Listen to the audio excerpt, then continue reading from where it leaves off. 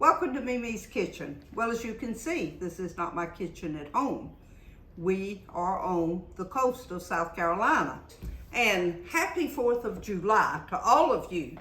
Today we are going to be making baked beans. Now this is something that everybody uses all the time. And anytime you have a cookout, like we're having hamburgers and french fries and baked beans later on today. And so we want to get these all ready because they have to cook for a while. So we're getting them ready. So, and y'all, it's Murphy's Law. I didn't bring my cookbook down here because I just cook by the seat of my pants, to tell you the truth. But on page 22, if you need a recipe, and my sister had to send me a picture of that page.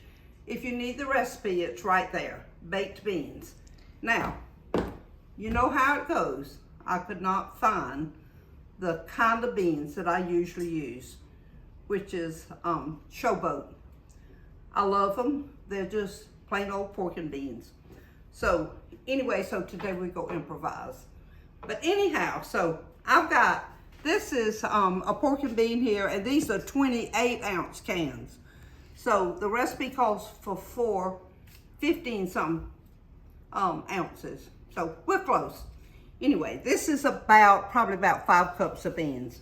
So we are going to doctor these things up. All right, I've got them in my pan ready. 1 cup of brown sugar. Oh, that makes them nice and sweet.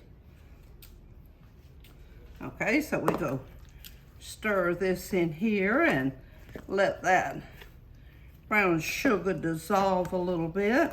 Okay, we're gonna put Hunt's ketchup in.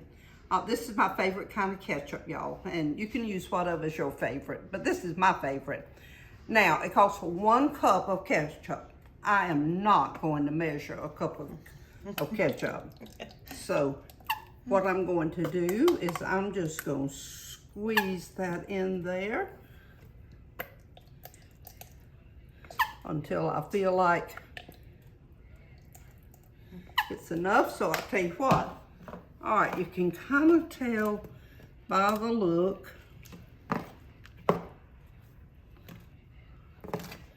You just want them kind of so that you can tell there's ketchup in them.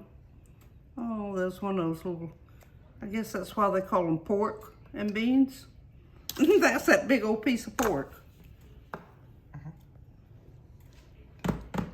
Okay, y'all, I've already preheated my oven.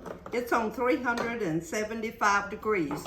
Now, if you want them to cook longer, reduce your heat just a little bit. But I like to cook them so that the bacon gets nice and crisp. Okay, what we're going to do, you know how when you go somewhere and there's a big old pan of baked beans and there's about 4 strips of bacon on it, and the first couple of people get all the bacon? Well, we're going to eliminate that little problem. So what I do is I cut my bacon like that. And y'all, this way, everybody can have a little bit of bacon. My sister taught me how to do this years ago because in our family, we have that too. You've got those first few, they get through the line and they get all the bacon.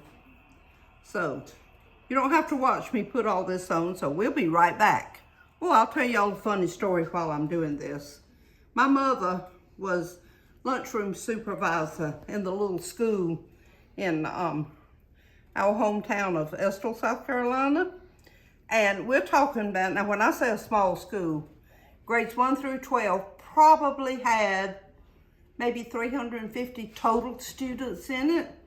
And so they could really cook home-cooked stuff. So one time the government sent them several big bags, like crocus bags, if y'all know what that is, of beans. And when they got there, Mama said, oh my goodness, what am I going to do with all these beans? You know these children are probably not going to eat these beans, and I don't want to waste them. So she said she had to give that some thought. So she thought, I know what, I'm gonna name these beans. So she did. So the next day when the children started coming in, she said, guess what we've got for lunch today? And everybody's like, what? She said, rock and roll beans. Well, they served the beans. Every child ate them. So later that evening when she got home, her phone rang and one of the mothers said, Evelyn, please tell me what kind of beans you had in the lunchroom today. My son says that he has got to have some more rock and roll beans, and I've never heard of rock and roll beans. So, psychology works, y'all. Okay. All right, y'all. We're going to cover this thing here with bacon. Oh, my goodness. This looks so good. Okay. Y'all know if I'm at home, I would be using a pretty casserole dish. But down here, time is of the essence, and cleaning up is even more of the essence. So we use disposable things. That makes it easy for everybody. So it didn't take quite the pound of bacon. Usually my dish would be longer and it would take all of it. So as you can see, I've got it well covered. So what we're going to do now, we're going to get this in the oven. It bakes for an hour and a half. That way it's good and done, and all those ingredients get acquainted with one another, and then that bacon gets nice and done. And so it's just a wonderful thing to serve with all your burgers and your hot dogs and things for the 4th of July. So we'll get this in the oven. We'll be back when it gets out of the oven, and we'll show you the finished product. By his hands we shall be fed. Give us, Lord, our daily bread. Amen.